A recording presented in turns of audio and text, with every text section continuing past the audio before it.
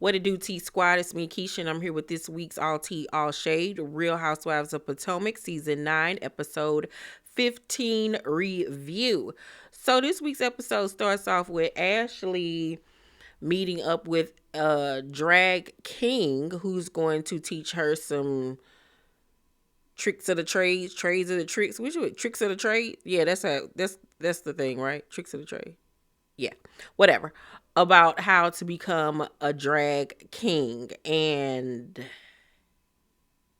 I was not prepared to see this woman with this fake beard on and dressed like a mariachi. I didn't know what was happening. I was kind of nervous, a little uncomfortable, but Ashley was right there.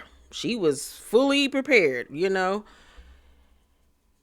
I guess. I guess. So Ray and G link up to have lunch and discuss what's going on. And G says that a few things were questionable about the care for his children while Mia was in Panama, so that's why he went to go get them. And he tells Ray that he also got a paternity test on Jeremiah and that Jeremiah is in fact his son. I was like, ooh. So Mia, you been sitting up here this whole time acting like you was in limbo and still didn't know? Yeah, you trifling. You real trifling. Mm. He also said that he suggested to Mia that they do postmarital counseling and not get a divorce until one of them is really truly serious about getting remarried. Now, he said he proposed it to her, but that doesn't mean that she agreed, because he didn't say that she agreed now. But I was shocked about the paternity part, and that basically he wasn't in a manic state about, when he went to go get the kids. He was concerned about who she left the kids with. Okay. And knowing Mia and Jacqueline, child, God knows who they left them kids with. It could have been a little girl from down the street. Who knows? Okay. So then Stacey goes to see a lawyer. And I was shocked that at this point she still didn't have a lawyer. They just had a mediator. And I'm like, Stacey, what are you doing? What are you doing? Do you not realize you're going through a divorce, ma'am? Like, why don't you have a lawyer? So she tells the lawyer that she waived child support. And I said, you did what? Why would you do that? And she talking about because she is 100% sure that her ex-husband will continue to provide for Arabella. He's always taking care of her. She knows what she's doing. And I was like, you thought you knew what you was doing when you went to go see the mediator and found out that he had stuff in your name that you ain't even know about. But you so sure everything, girl, you's a fool. But then goes on to say that she wants alimony. And like the lawyer was saying, you want to make sure that he continues to, provide for you. Why wouldn't you want to make sure that he continues to provide for Arabella? Like, say, for instance, he gets remarried, and what if his new wife be on some, other type of time? She was like, he wouldn't do that. He wouldn't do. Okay, girl, you about to go into this dang on divorce and get robbed, okay? Because he is going to play on the fact that you are a doe-eyed, dumb Bambi. And you just going along to get along and not trying to shake the table. And he gonna come out on the better end of it. He gonna toss you up maybe about $5,000 a month in alimony, if that, and going on about his business because you so dang on dumb and not trying to, I guess, get him mad or whatever the case may be. Girl, you's a fool. And like that lady said, before you make any firm decisions, I think you should go home and think about this. And Stacey knew she was being a fool because she wouldn't ask the lady how many women have sat in this chair like me and then turned back around and came back needing your help. She was like, I would be rich.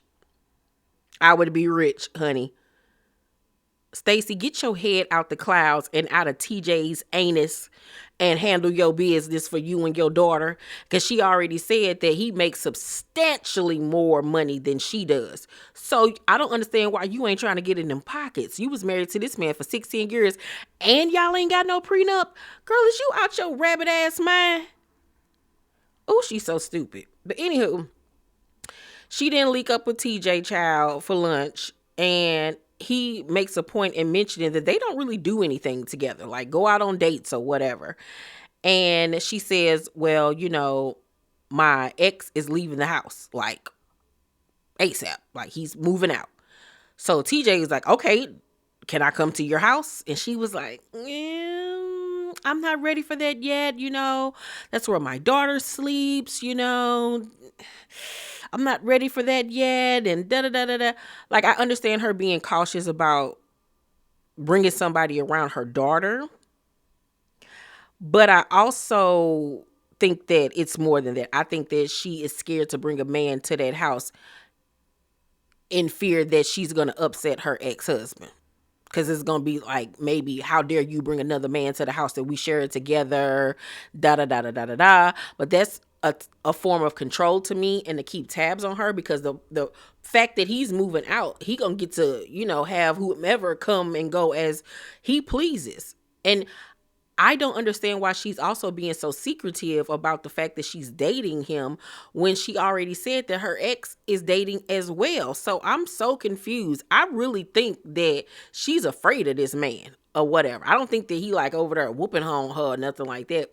But I think that she's afraid of the consequences if she makes any moves that he deems unfavorable or whatever. So TJ was like, I feel like you're hiding me. And I was like, now, wait a minute, sir. How the hell she hiding you, and y'all got cameras all around y'all, and you about to be on a whole reality show with this woman? You stop. But he also goes on to say, I want you to tell people that we're dating. I want you to tell your husband that we're dating. And she was like, if I do that, what is that going to do? He was like, I think it'll make you feel better. And she goes on to explain how she's trying to get her footing being a divorcee. And I get that. Because you spend 16 years of your life with somebody, and now you have to adjust to this new normal of being a single woman, of, it being three of y'all. Now it's just you and your daughter, and the co-parenting, and I got to pay my own bills now, and all of these different things. I don't have the same social standing, the same social circle. Like, our couple's friends, who are they going to go with? Are they going to still be my friend? Or are they going to, holidays are going to be different. Like, it is a new normal. And I get that. But at the same time, it's like she's living in two different worlds, where she wants to be in this loving, schmexual relationship with TJ, but she also don't want her ex to know about it. And she also is trying to figure out who she is as single Stacey. It's like she all over the place. She really honestly is. And I think that she needs to take the time out to get to figure out being a divorcee instead of trying to be with TJ. Okay. So after she says all of that, TJ gets choked up and gets to talking about, you won't be by yourself. And I totally get it. And I'm like, is he acting right now? Because that did not warrant tears. It was so put on to me and weird, and like, what are you doing? And of course, this dingbat falls for it. Oh, TJ, oh, baby, and go running over there to hug him. And I'm like, as soon as she told the joke, yeah. And I'm like, get off my screen. All of y'all stupid. So Ray and Karen talk before she heads to the little drag king thing. And he tells her about the conversation that he had with G. And Karen mentions that Mia said that she got full custody of the kids. And I was like, how you got full custody of the kids and y'all ain't even... I mean, you could still be married and reach a custody agreement, but I don't think that happened. I really, truly don't think that happened. because I feel like Mia would have announced that. It would have been on the blog somehow. I just don't think that is the case. I really honestly don't. Because just like with Angelina Jolie and Brad Pitt, now I'm not saying they're anything like them, but they went through a 9-year divorce. They had already reached the custody agreement, but they still hadn't reached a divorce agreement, right? And all of that made the news, and I feel like with Mia being the type of person that she is, that if that had happened, she would have posted something. She would have talked about it in an interview. I just don't believe her. But Ray goes on to tell Karen that he doesn't think that Mia has full custody because G told him that, I think it was June, July, or whenever this was, that he had the kids for 25 days out of that month. And Mia only had the kids for 5. And I 1000% believe him because Mia looked like the type that rip and run the streets and leave her kids with whomever while she out living her life. Not to say she don't love her kids, because she do, but she one of them, mama gotta have a life too. And what proved that to me is when she was on the phone with Ink Thomas, I'm gonna make a detour to you before I go get my kids so you can get some of this Panama P. So I 1000% believe G. And we already saw, she leave her kids with a babysitter for days on end. They happy. They're fine. They're okay. She's one of them. So I 1000% believe G. He also goes on to tell Karen that G already got the paternity test, the little boy his, and that Mia knows. And Karen was like, are you kidding me? Like, she ain't said nothing. Nothing. And so Karen is upset about this. So the ladies all head to the drag show. Kiana tells Wendy and Giselle that she and Greg had a really bad argument before she came.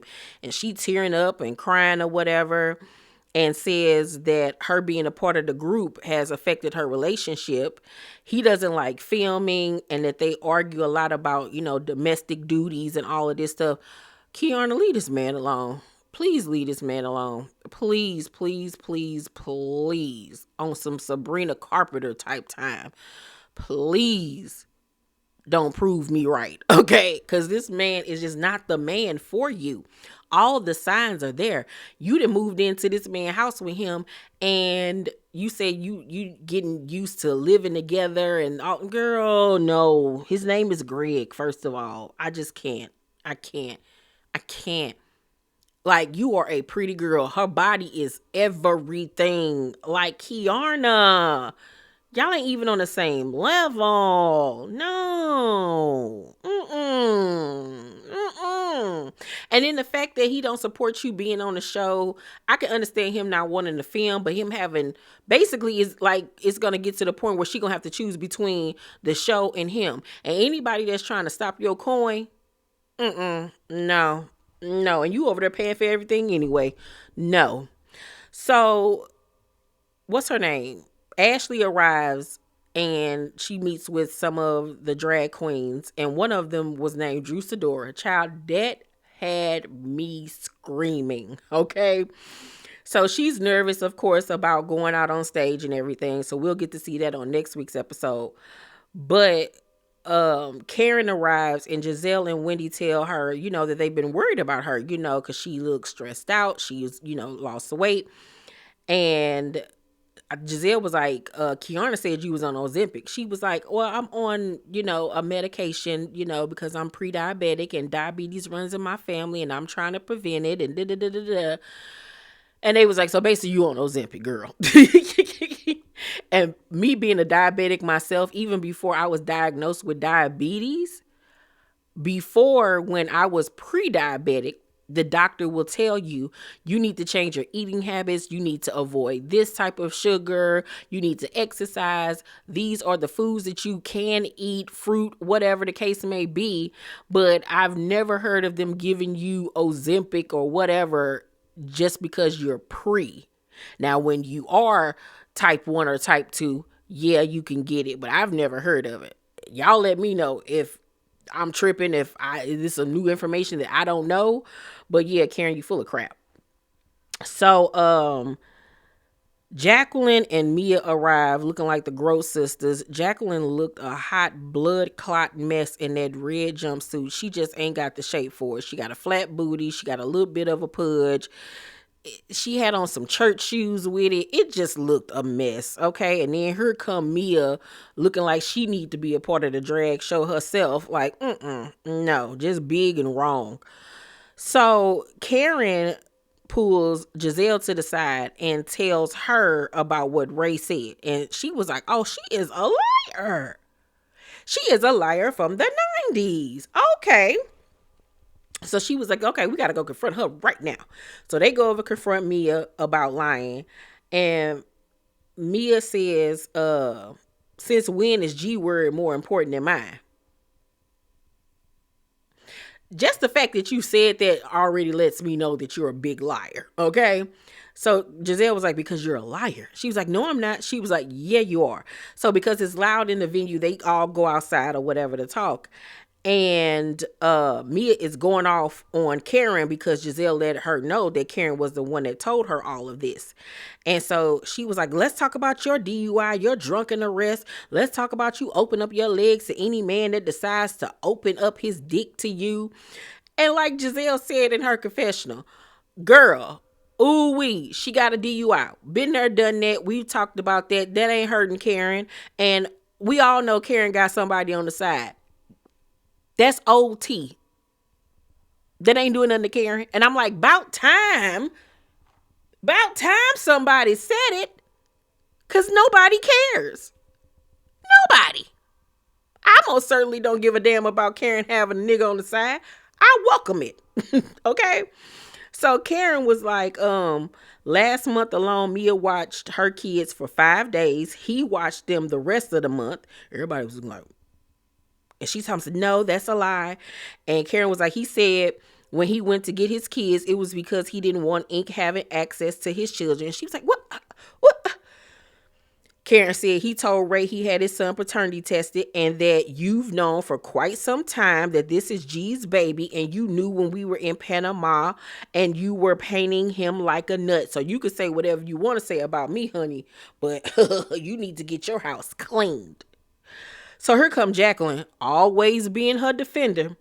She just wasn't ready to discuss the paternity test yet. And everybody was like, oh, so she did know. And you knew too. No. I just found out the other day. Girl, get the hell out of here. You ain't find out no other day. You been new. Girl, stop. And so I was shocked at Kiana. This too much. Leave me out of the discussion. Yet and still, you still standing there. Shut up. Okay? And so Mia was like, I'm done. I'm gone. Yeah, because you done got caught up. Caught up. Got me feeling it. Caught up.